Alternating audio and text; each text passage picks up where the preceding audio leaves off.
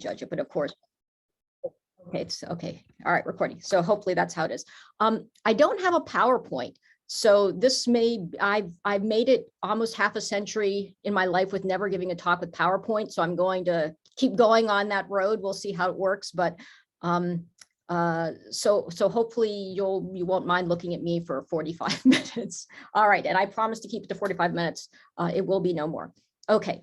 So today I'm going to talk about a book that I finished right as the pandemic began, literally got it in there right as everything was about to finish. I finished everything up right as the, March 2020, which is a book on German military psychiatry in World War I.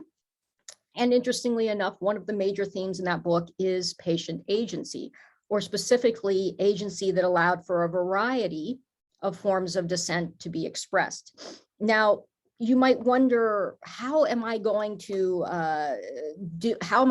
undertake this feat? How can I accomplish this? That is, speaking about patient agency in regards to German military psychiatry during World War I. I mean, this is probably just about the last place that one might imagine finding patient agency. And to this end, I'm going to speak not only about my findings, but I'm going to speak about how I got to those findings, right? So I don't only want to talk about the product, but I also want to talk about the process, which I suppose is not terribly surprising for a historian, that I want to talk not only about where I ended up, but how I got there.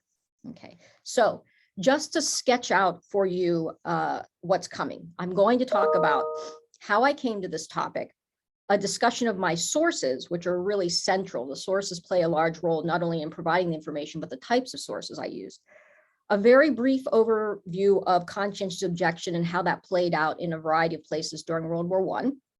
A very brief overview of the scholarly literature up until when I wrote my book on German military psychiatry and its treatment of things like shell shock. And then my findings on the system as it worked and how it allowed for what we might call a certain basic form of patient agency. And then more on the system, especially through particular cases, that reveals what I might say then is an intensive patient agency, that is of active negotiation and maneuvering within the system. So, and then I'll offer a final note on what this might all mean, hopefully. So a lot of things to cover, but I hope this will help show not only the patient agency, but also why in this particular setting, right, of German military psychiatry, it ended up being so surprising that I was writing about patient agency when I assumed I would be writing about lack of patient agency. So, like many historians, I started this book by noticing something that stood out as curious to me.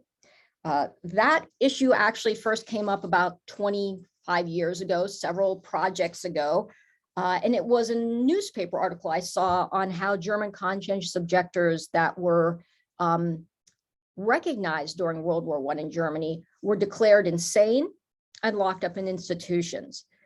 Conscientious objection, that is, here I'm talking about the refusal to serve in the military, was illegal in Germany at the time, but the method of dealing with it, that is the solution for it, or the remedy, or the process through which it was put through, was primarily medical. So medical institutionalization versus jail time. And I wondered more about how exactly that worked and why that didn't happen in other places where it was illegal during World War I. But at the time, 25 years ago, I was in the middle of a dissertation on another topic. There didn't seem to be that many cases of German conscientious objectors, or COs, as I'll say sometimes for short. And so it wasn't a good time to start that project.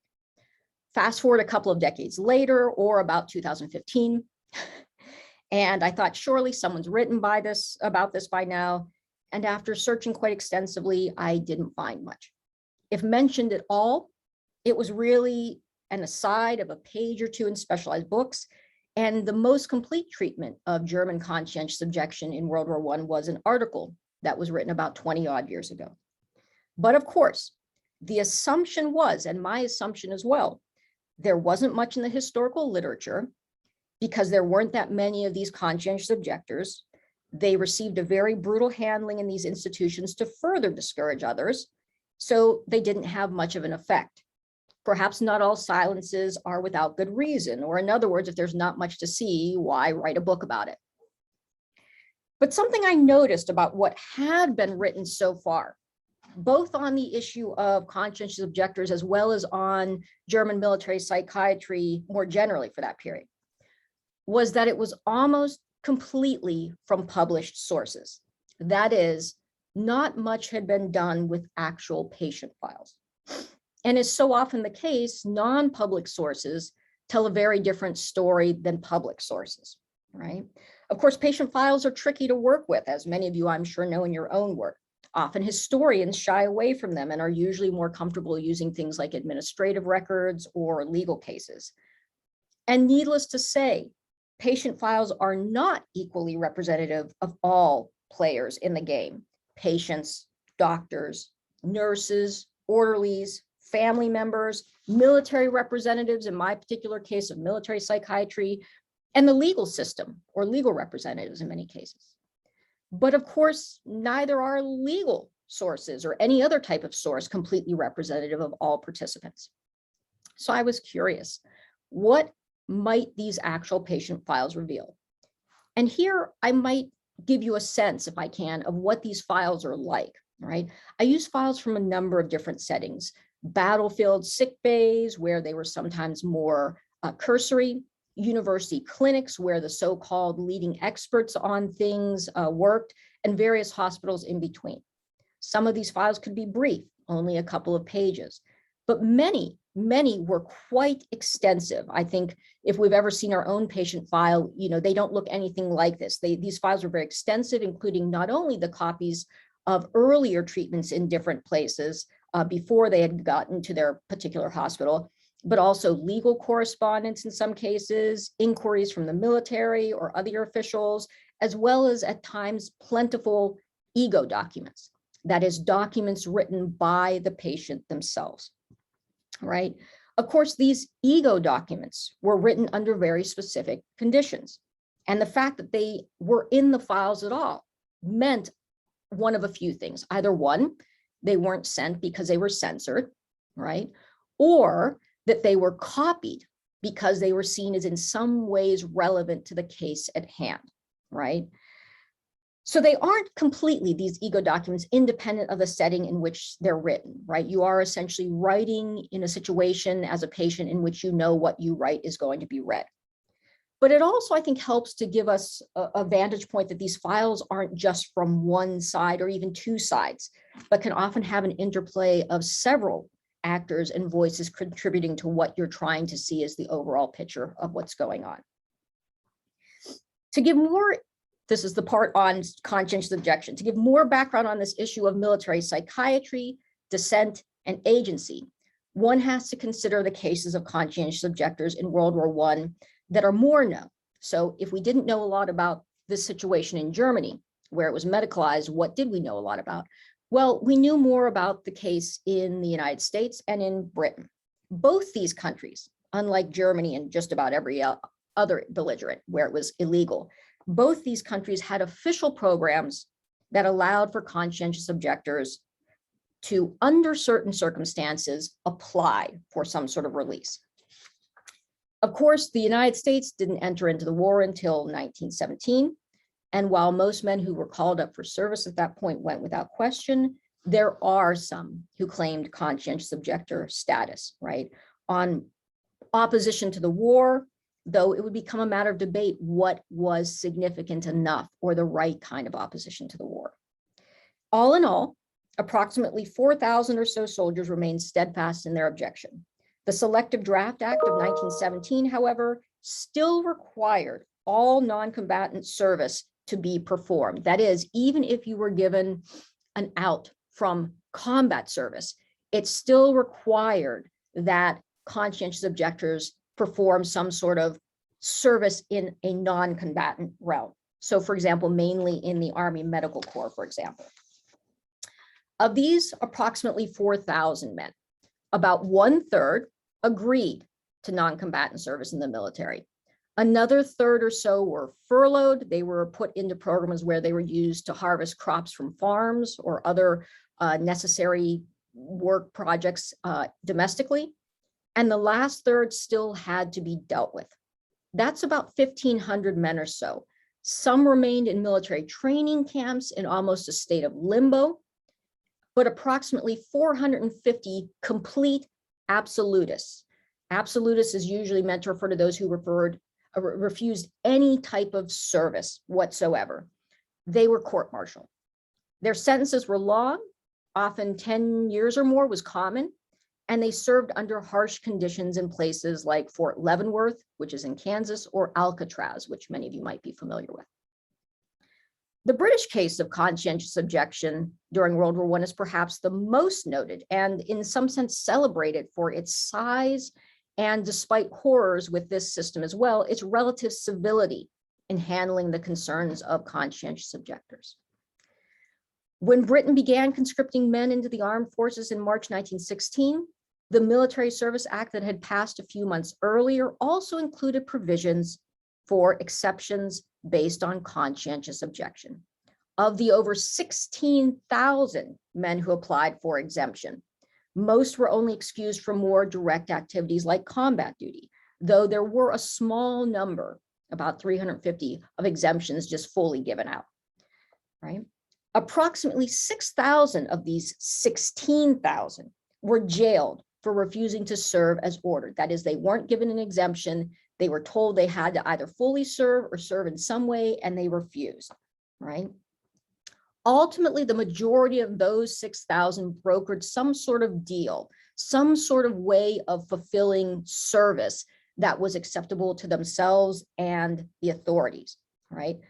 Only approximately 1,300 men, again, usually called absolutists, held out, refusing to undertake any compulsory service in support of the war. And much like in the American case, there was incarceration, harsh treatment, and indeed several of the COs died during or shortly after their release due to the conditions.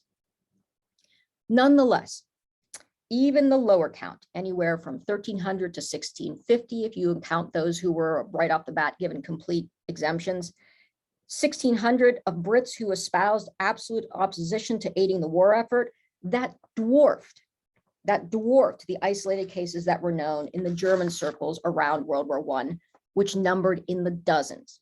And subsequent scholarship had done little to up that number. We knew about dozens, right, as opposed to 1,300 or 1,600 conscientious objectors. And indeed, here is the seeming silence of conscientious objection in Germany.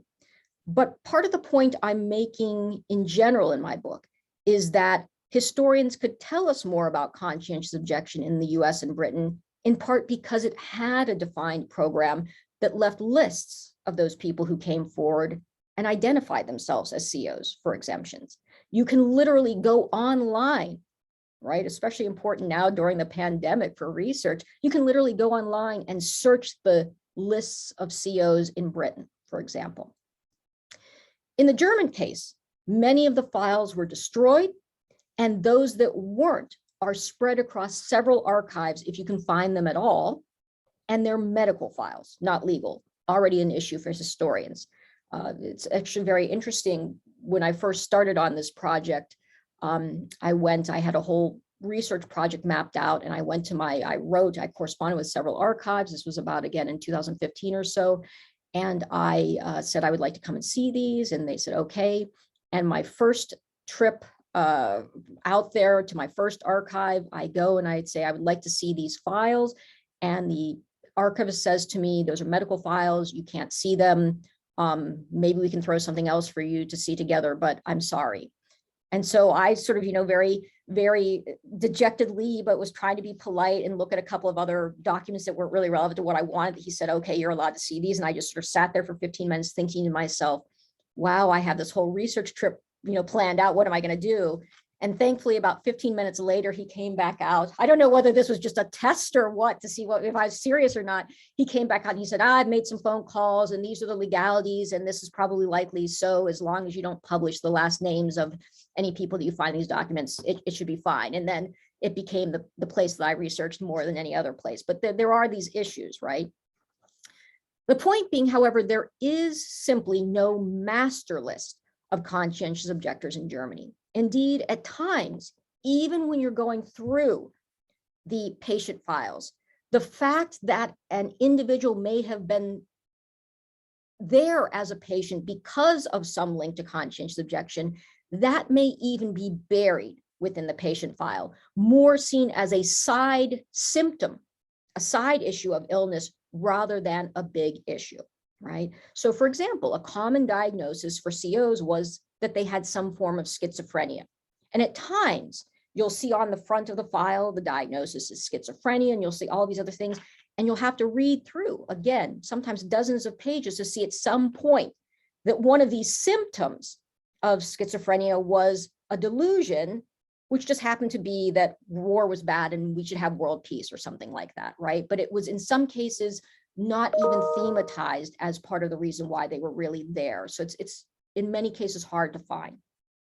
Now, I'm not suggesting that the actual number of conscientious objectors in Germany reached similar levels to the over 16,000 who stepped forward in a place like Britain during World War I. Indeed, the possibility of exemption through this tribunal system in Britain came about in part because conscientious objection played a larger role in the British tradition pre-war, as well as in the United States, than it did in Germany.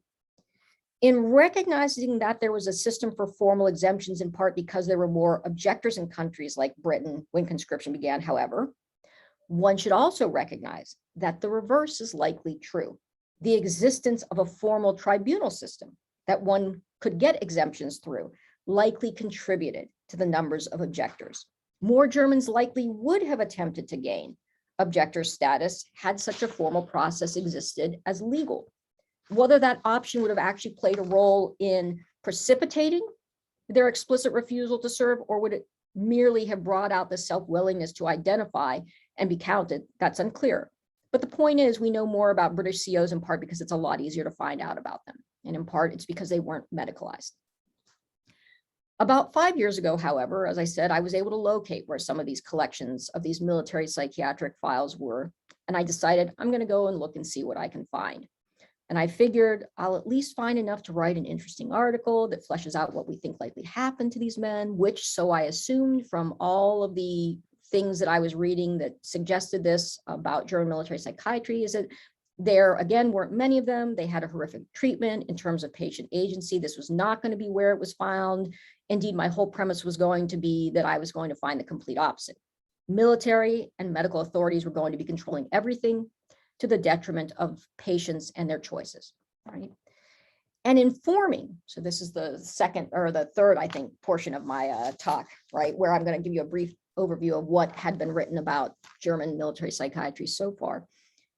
What was informing this was the general sense that historians had given about German military psychiatry, which had, on a whole, had and has been very well studied, but from one particular vantage point, and that is the treatment of German soldiers suffering from things like shell shock, right? Shell shock, war trembling, hysteria, war neurosis. It has a number of different names that it can take, right?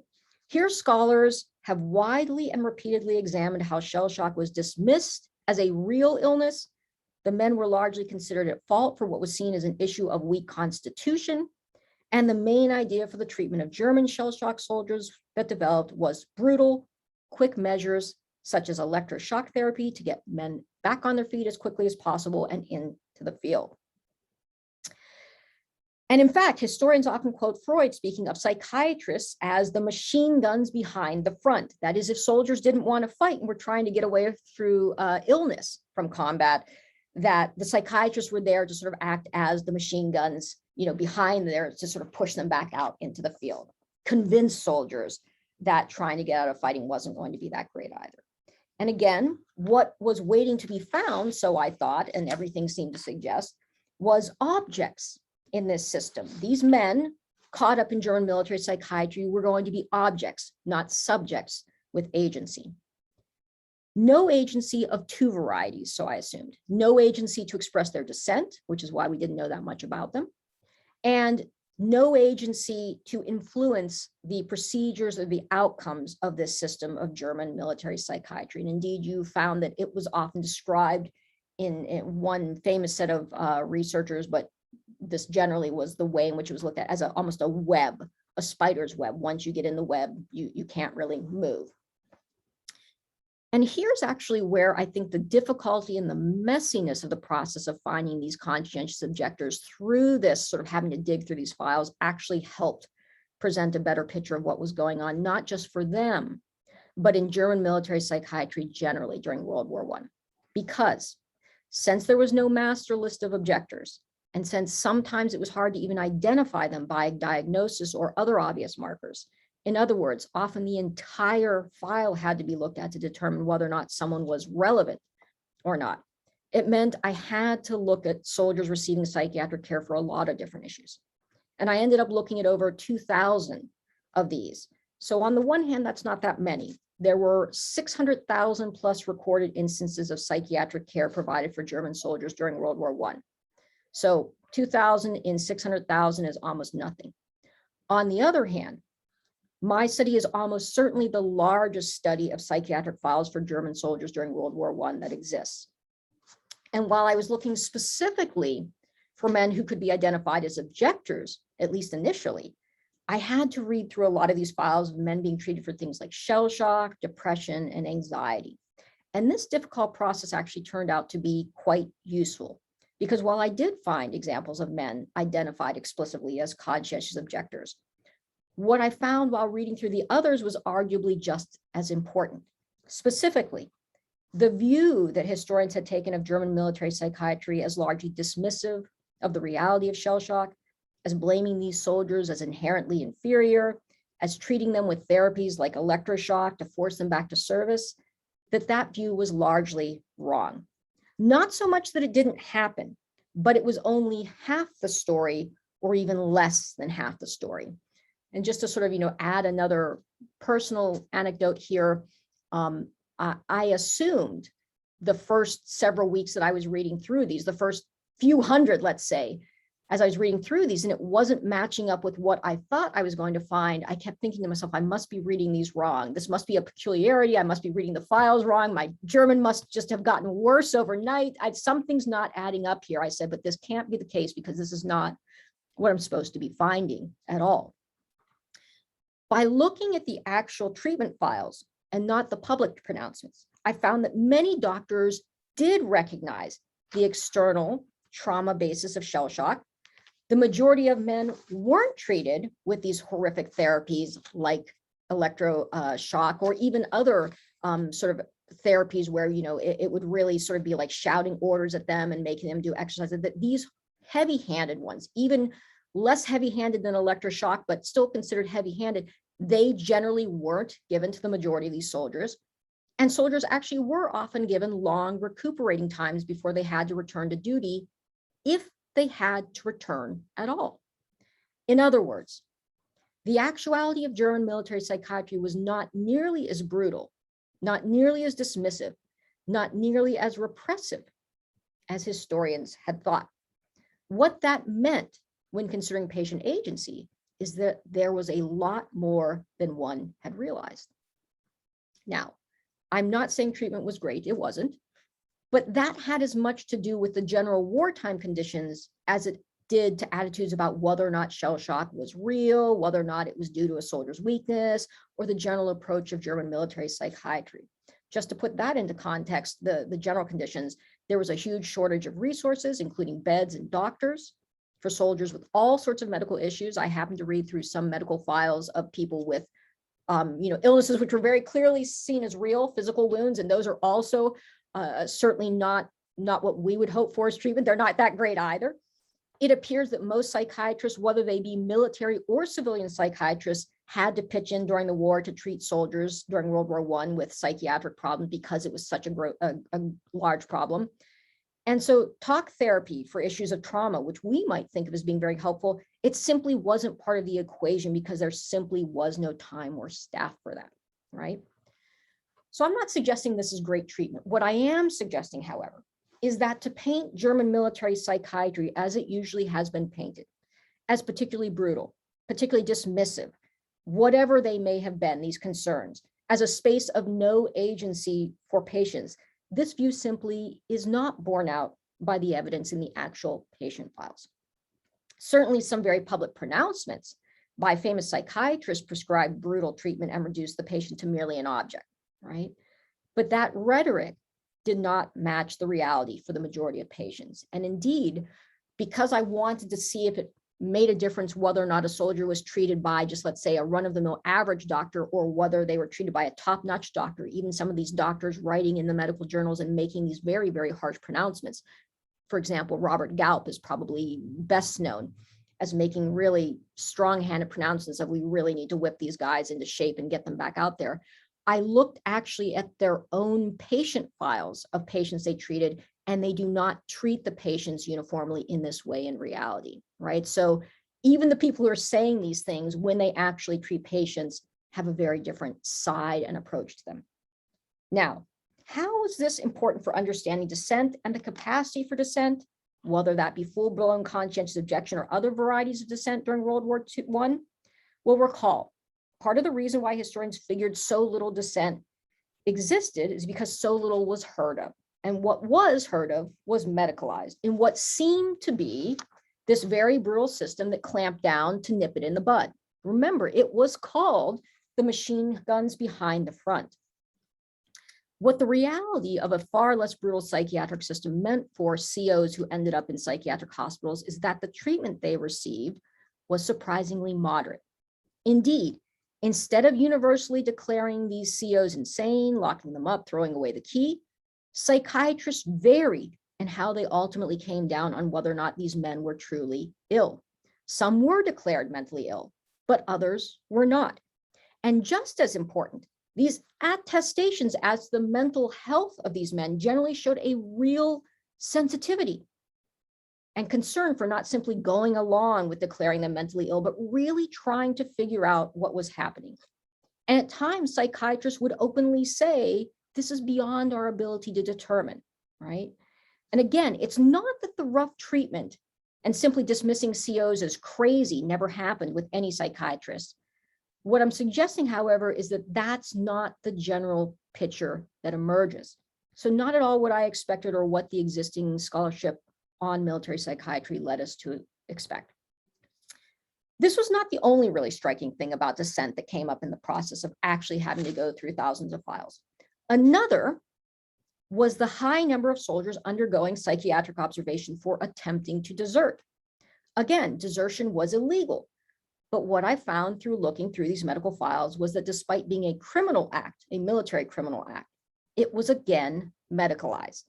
Much like conscientious objection, a frequent outcome of being charged with desertion would be a psychiatric evaluation.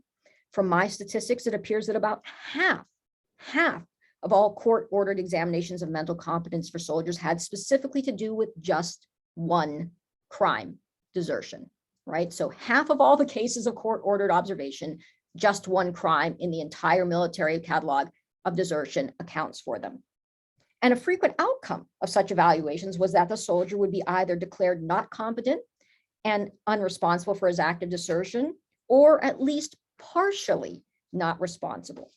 Indeed, far from being overly harsh in how they dealt with deserting soldiers, as one might expect. I mean, you're in the middle of the war, these people are deserting. One would think if anyone's going to get a bad treatment, it's going to be these people.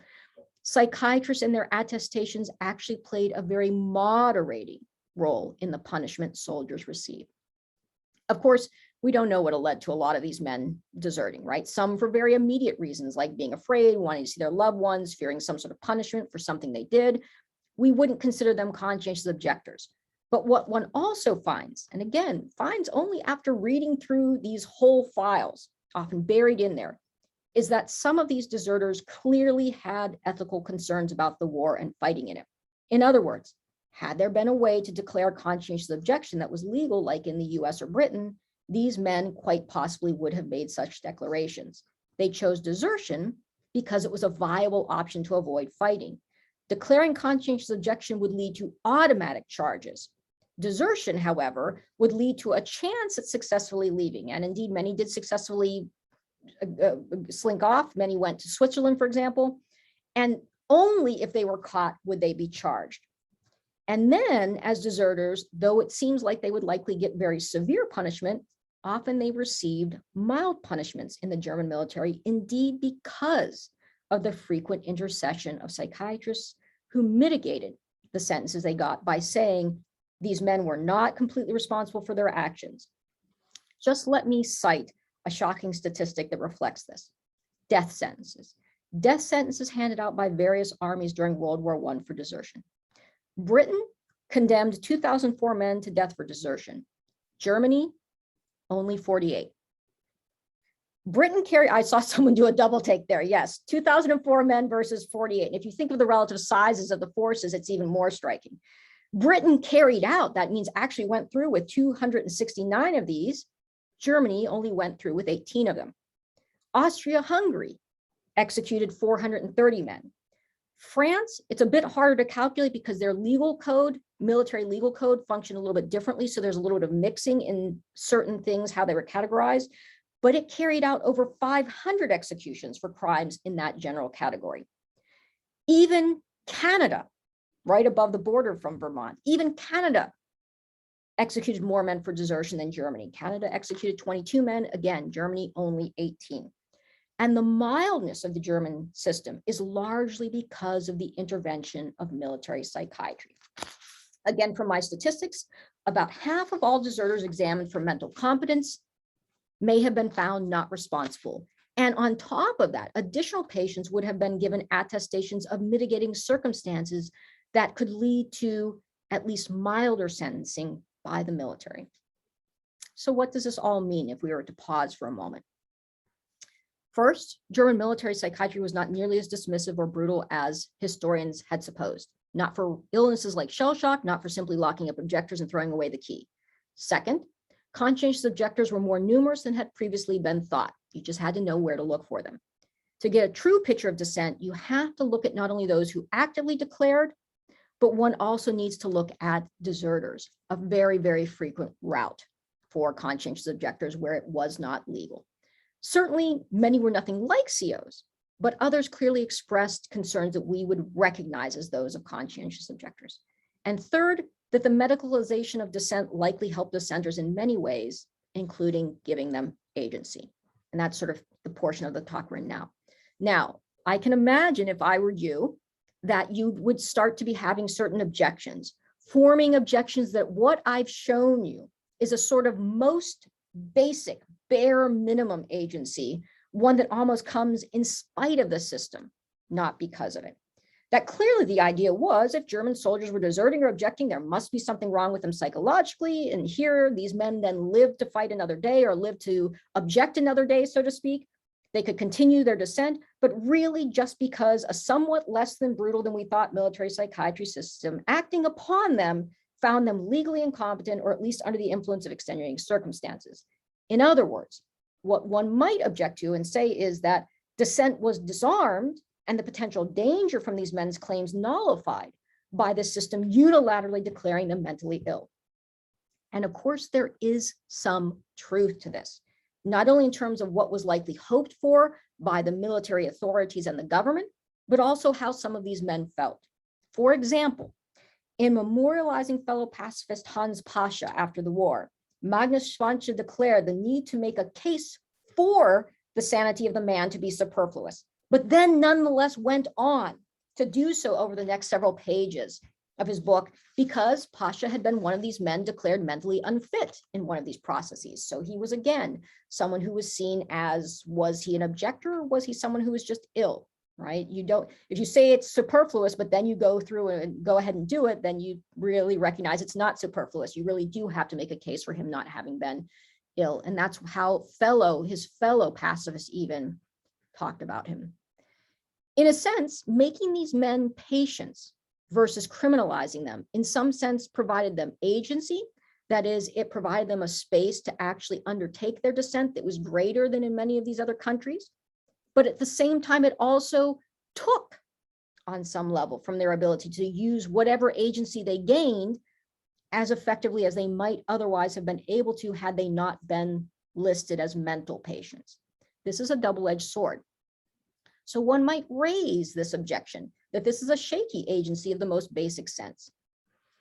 But I would then suggest there are a couple of important points that speak against this idea that it was only a bare minimum of basic agency despite the system.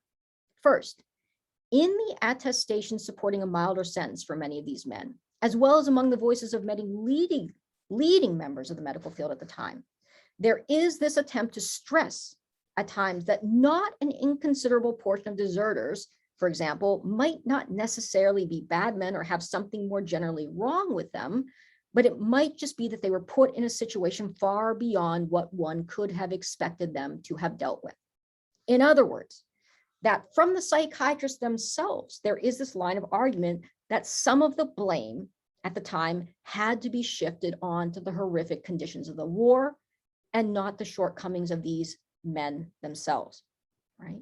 Moreover, most cases show that doctors involved were not simply following a script that declared these men incompetent, but actively and openly, that's the important thing, in medical journals of the time, discussing the difficulty in distinguishing from mental illness on the one hand in these cases, and let's say the cases of conscientious objectors, and simply recognizing that some of these men had a very, very different outlook on life, but they might not necessarily be pathological. Indeed, there are even moments in which some doctors express a certain esteem for actively dissenting patients. And here, we don't have time for it now, but there's actually, in some sense, one could say almost another narrative or version of masculine identity that some of these conscientious objectors develop because of the way in which they are talked about. And in some sense, you can find an esteem for that. You know, they say things like, I'm willing to stand against the wall, like a firing squad. I'm willing to stand against the wall for my beliefs, right? It's not that they're afraid to die. It's not that that's why they're not being manly men as soldiers. They're creating this narrative that they're manly in another way, but that's for another talk. I'm going to leave that aside for a moment, but I think these are reasons why it's not just a bare minimum in spite of or despite the system. And the most important point against that is that the patients, whether they be men suffering from actual disorders such as depression or shell shock, men deserting for a variety of reasons and hence routinely sent for observation, or conscientious objectors trying to make a point, that these men are actively taking a role as patients and using the system. They are negotiating their way through the system to achieve certain ends. Here, let me give you specific examples from a variety of settings of this more active or more intensive sense of patient agency. Conscientious objectors and allies around them, for example, often intentionally use medicalization as a tactic at some point.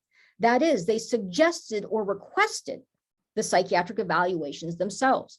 Sometimes the family may have indeed been the one who promoted it, and they may indeed have thought there was something wrong with the mental health of their loved one. So, for example, you find in one case, we parents and relatives of the charged man seriously doubt he committed his offense in full conscience and consideration. He's been acting strangely lately.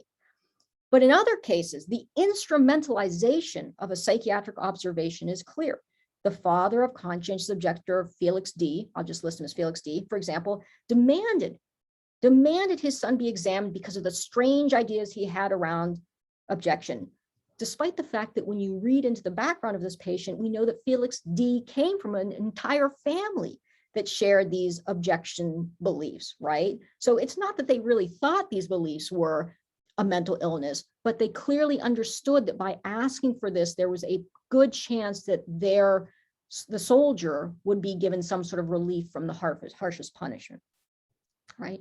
Wilhelm Pieck, and here I use the full name because it's been published, so I'm not revealing anything here, having just gone through a period of confinement, noted tips he had picked up for avoiding legal run-ins for his opposition, including reporting sick for duty. Not surprisingly, the next day during a medical examination, he noted severe nervous back pains, and the highlighting of nervous pains, of course, all automatically drew this into his mental state. Committed socialist and war opponent Arthur Zickler, and again, he's published on this, so I'm not revealing an identity here, similarly asked himself, quote, what happens when one thinks, I don't have to if I don't want to?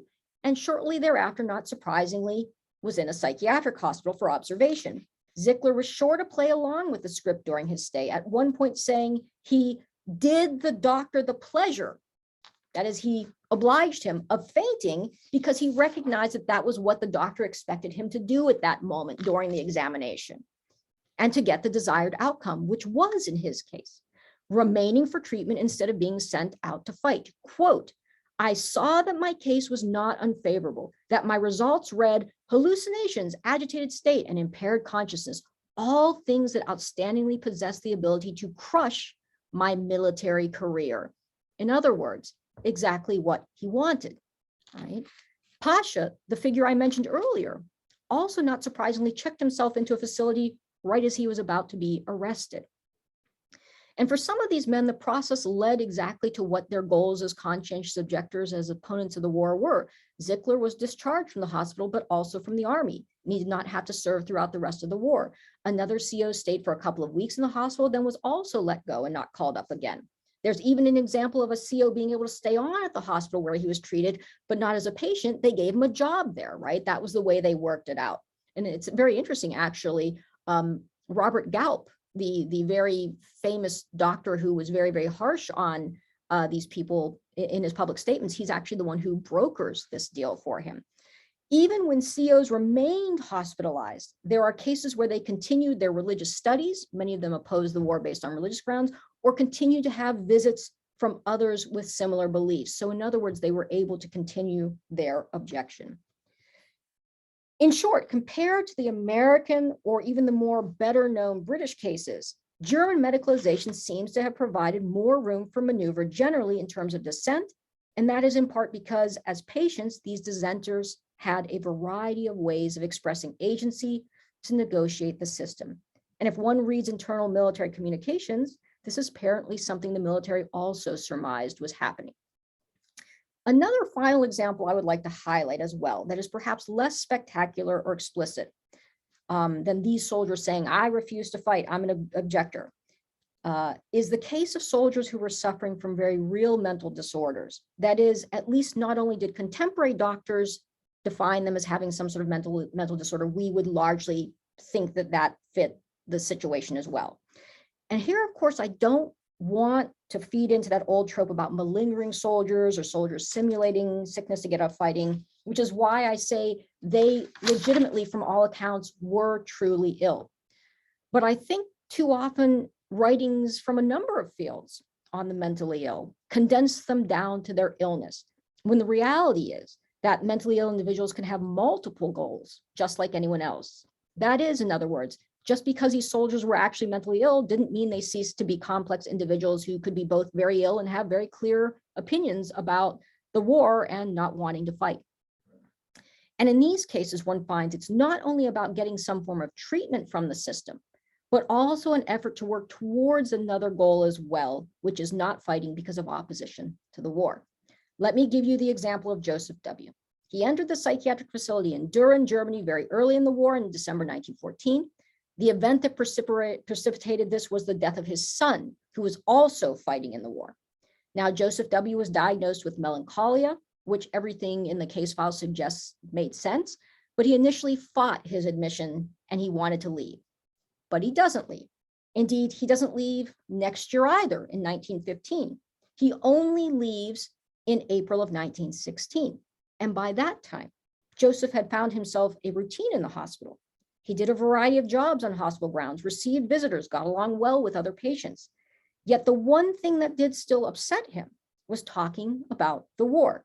He became very upset when speaking of the military leadership, how they had ruined his family life, disturbed his family life, and promised a settling of accounts for all of this, all making his opposition to the continuation of the war clear. But otherwise, he was content in the hospital and expressed the desire to stay there, quote, till the end of the war. Not till he got better, not till he rested, and not forever, just till the end of the war. And indeed, the staff noticed as time went on that when the doctors would come around for their rounds, Joseph W. would make himself absent to most likely avoid being reevaluated and seen fit for leaving the hospital. When he finally did have to leave because he was discharged as better, his parting comments told everything. Quote, if they try to start something with me again, I'll just become crazy again. I know where Düren is, which is where the hospital was located. It's clear the hospital provided not only a space for treatment and recuperation, but it also served as a refuge from returning to a war Joseph W. no longer believed in or wanted to fight. right? And there are other examples of this where, for example, let me give you one more quote. Another soldier continues to write to his doctors, even after he's discharged from the hospital, to get them to intercede on his behalf because he's in a fort, a garrison, and they keep trying to post him out in the field. And at one point, he's asking the doctors to write in on his behalf.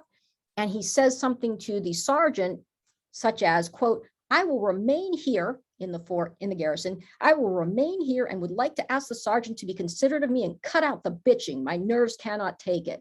And basically is like, a letter will be forthcoming from my doctors, right? So very clearly, this system is one in which the medicalization, whether that be more around dissent or more with direct things like actually presenting oneself, you know, as someone, as a patient, this medicalization was a two-way street, both from above and from below, from the patients themselves. And here we can see patients not only acted upon, but also interacting with the system and those other individuals within it to produce effects and outcomes that they found desirable. They certainly don't have the same room for negotiation as others do, such as physicians, right? But they can and do negotiate their way through the process to achieve certain ends they have in mind. So I hope I've displayed the ways that soldiers, via being patients in the system, were able to exercise agency. That is, it allows a lot of them to express dissent that those in other systems in other countries couldn't. And I hope I've also shown how soldiers as patients exercise agency. In other words, their very active engagement at times with the military psychiatric system. So on a final word, what does this all really mean? Well, not surprisingly, a lot of attention in German history has been on explaining the rise of Nazism and ultimately the Holocaust, or from the standpoint of patients and agency, explaining when medicine turns against individual patients and robs them completely of agency in many cases. And one of the arguments has been that one can already see this Germany on the wrong path in the 19th century, or more particularly to our topic, that already in World War I, one can see the medical community behaved and see a telegraphing already of subsequent disregard for individual patients and human life that the German medical community clearly showed under the Nazis. That, in other words, as previous research had proposed, psychiatrists dismissing soldiers' illnesses, locking up conscientious objectors, essentially doing the government's bidding by trapping dissenting soldiers in a kind of web of no release. What my research suggests, and from looking at the actual practice of military psychiatry during World War I, however, is that this argument about this turn towards depravity already in World War I simply does not fit the reality of the patient records. Instead, I would argue that the real turn happens after World War I in terms of medical ethics. And this is actually a new topic I'm working on now. But during World War I, as I've indicated, soldier patients were treated with moderation and a real effort to figure out what was going on with the individual. And they had the ability as patients to negotiate certain things within the system. That's why it can be said that German military psychiatry actually had a somewhat protective benefit to soldiers during World War I. And if we compare, as the final statistic I'll leave you with, to World War I, and just think about soldiers executed for desertion, for example, remember in World War I, it's 18. The number balloons to between 15 to 18,000 men, or 800 to 1,000 times more by World War II. There is simply no comparison to how patients fare and can maneuver in these systems. All right, thank you very much. That was my talk. Thank you very much, Rebecca.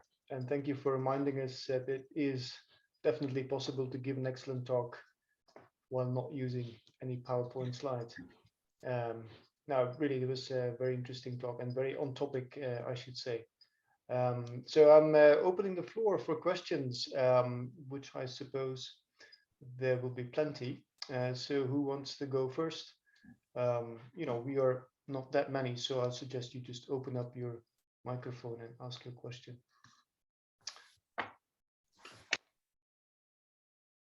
If I may. Yes, please. Okay, there you are, Rebecca. I couldn't find you on the screen. Thank you very much for this wonderful presentation, really wonderful research. It's apparently you have found a gold mine of sources we're very jealous of. I have actually two questions. One relates to terminology. and the other really relates to the psychiatric treatment itself.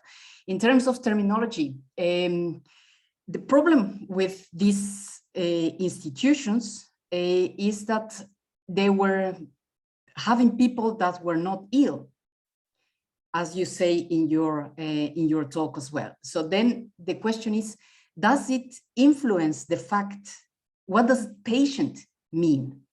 Does the definition of patient, I was looking at looking at the dictionary, how the dictionary defines a patient is someone who is ill. But many of the people who were locked up in these institutions, and this I know from my own research on sex work, many of the women who were locked up in institutions like you're talking about, or observation centers and so on, they were not ill. They were medicalized, they were pathological, they were considered ill for several reasons. So does it influence your research, the fact that many of these people were not actually ill?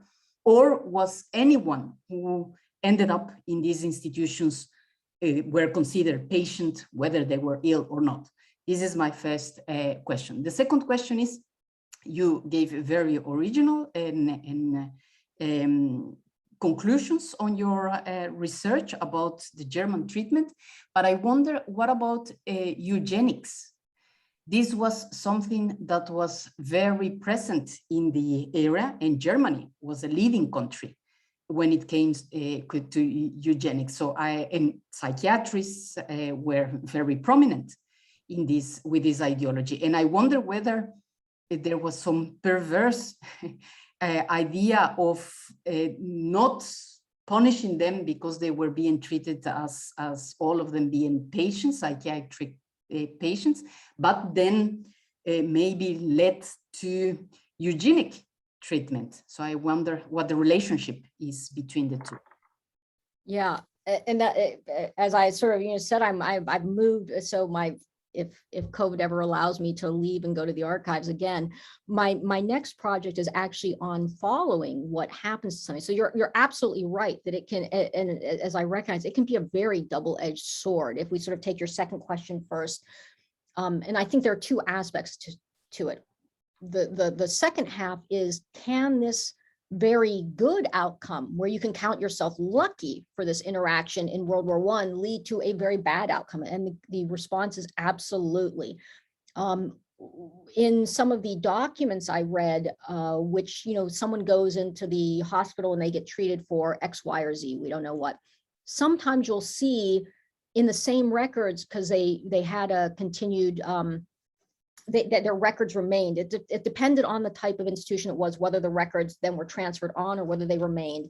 And at some of the hospitals I researched at, the records would remain there.